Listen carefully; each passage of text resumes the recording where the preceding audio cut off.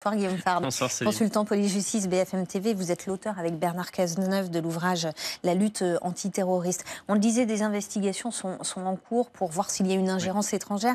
Est-ce que ça y ressemble? Oui, ça y ressemble très fortement et ça n'est hélas pas la première fois. Il y avait le cas des étoiles de David qu'on avait retrouvé à Paris, ces fameuses étoiles bleues, sur des bâtiments, des bâtiments notamment résidentiels. Il y a eu plus récemment le cas des Mains Rouges sur un mémorial juif et là maintenant ces cercueils. Et à chaque fois des modes opératoires qui se ressemblent, jamais des personnes de nationalité russe, mais de pays voisins, Roumanie, Bulgarie, Moldavie, des personnes qui repartent du territoire national aussi vite qu'elles y arrivent, généralement en empruntant des voies de communication plutôt discrètes, c'est-à-dire routières, souvent par des gares routières. Là, on voyait d'ailleurs dans cette affaire que les deux individus suspectés d'avoir déposé ces cercueils ont été retrouvés et interpellés à la gare routière de Bercy.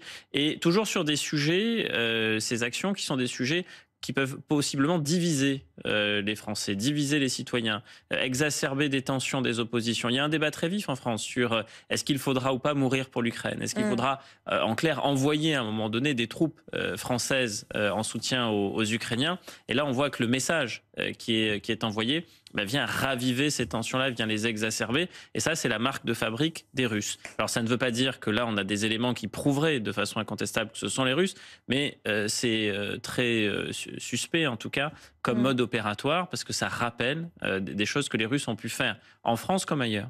5 cercueils qui ont été déposés devant la Tour Eiffel, au lieu hautement symbolique, évidemment. Donc, c'est destiné à être vu, cette opération.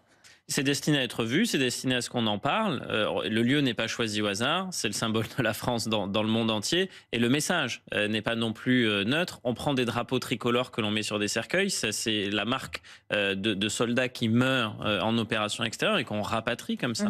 Et on y adresse un message qui est un message politique, en fait. C'est l'idée que si demain il devait y avoir une offensive russe en Ukraine ou que l'Ukraine devait se trouver en difficulté, quel que soit le scénario, et que la France décidait d'envoyer des troupes en Ukraine ou de soutenir les Ukrainiens, ce serait la nation française qui serait pleinement engagée. On sait que c'est débattu politiquement en France, que des responsables politiques ont exprimé des désaccords très profonds, très vifs, dans un climat d'élections européennes à venir, où des candidats s'opposent fermement sur cette question. Et donc, ça vient exacerber les tensions. Mais exactement comme les Mains Rouges sur le mémorial juif, pour exacerber le conflit israélo-palestinien qui s'est importé aussi sur notre sol et instaurer un climat de peur, notamment à l'adresse des Français de confession juive. Donc tout cela n'est pas neutre. Tout cela n'est pas anodin. La Direction générale de la sécurité intérieure est en charge en France de la contre-ingérence, notamment de la contre-ingérence russe. On verra si... Il y a des individus qui sont surveillés pour ça? Il y a des individus qui sont surveillés, les services russes sont surveillés sur le territoire national par la DGSI. Quand